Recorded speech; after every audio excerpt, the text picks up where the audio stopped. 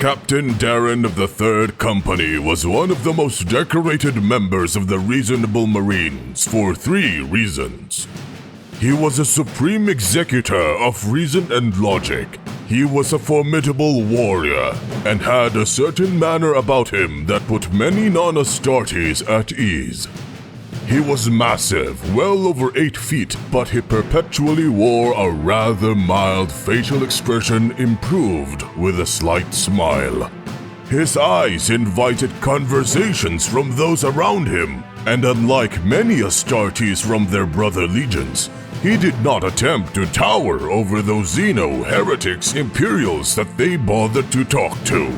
He stood well outside of their personal space and nodded politely as they talked, only offering his own input when it was necessary. As such, Captain Daren possessed the honorific Master of the Deal, essentially meaning that diplomacy was his forte. He excelled at it and was greatly respected for his record of avoiding bloodshed when other Astartes would have simply engaged in ferocious battle.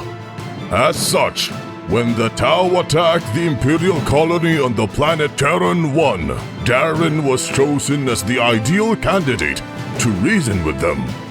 The Imperial forces in the sector were baying for blood, but the Reasonable Marines were in the lead.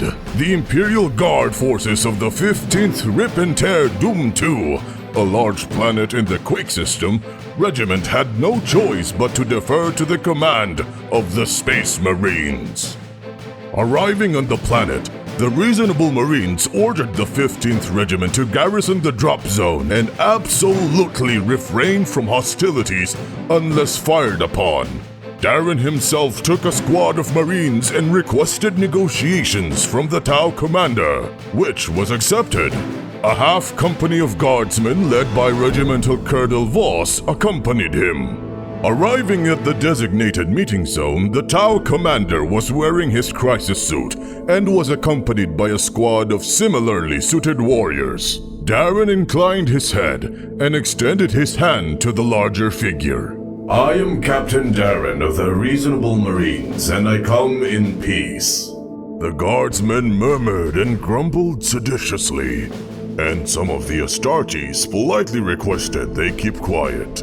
The Tau commander was taken aback by Daren's manner and looked to his personal bodyguard, who raised an arm in a gesture equivalent to a shrug. I am Shaz Obo, and I welcome you here to Bon Town, outpost of the Tau Empire. Daren smiled graciously, though Colonel Voss's back stiffened at the presumptuousness of the Xeno. I respect your claims to this area, Shazo, but I'm afraid this is an Imperial planet. You have to buy term papers for your claims. Have you filed the necessary forms to annex an established area of Imperial space? The Tau seemed confused. No. Well, I am here to help you in this regard. While I have the greatest respect for your race's right to expand space, surely there is no need for aggression in doing so. There are unclaimed planets in the area. It isn't necessary for you to attack an Imperial planet. Well, I am willing to overlook your intrusion into this area and supply you with anything you need as recompense for the effort it must have taken to control this outpost. I, however, must request that you leave for now. If you still desire to take control of this planet, I will forward the necessary papers to the local departamento, which will then be forwarded to the System Administratum, which will then be forwarded to the Imperial Administratum. And I will have all the necessary forms you must sign to request the forms for annexation of an Imperial planet within the decade. Is this acceptable? Gala, you do realize we Tau are not as long-lived as your race, right? I do. And you have my sincere condolences. Only a few days later, completely baffled by the willingness of Daren and his Astartes to help at every opportunity, The Tau vacated Keren One, and the reasonable Marines helped rebuild the damage done. The locals were simply thankful further destruction was avoided. Colonel Voss filed a formal complaint to the local departamento in regards to what he saw as treason by Daren in bargaining with a Xeno, but was not willing to wait for a response. Accompanied by a company of his men, he challenged Daren to a duel.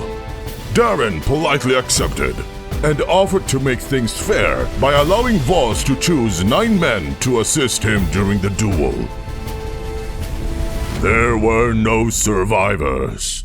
The reasonable Marines are suckers for such gentle, manly acts of violence.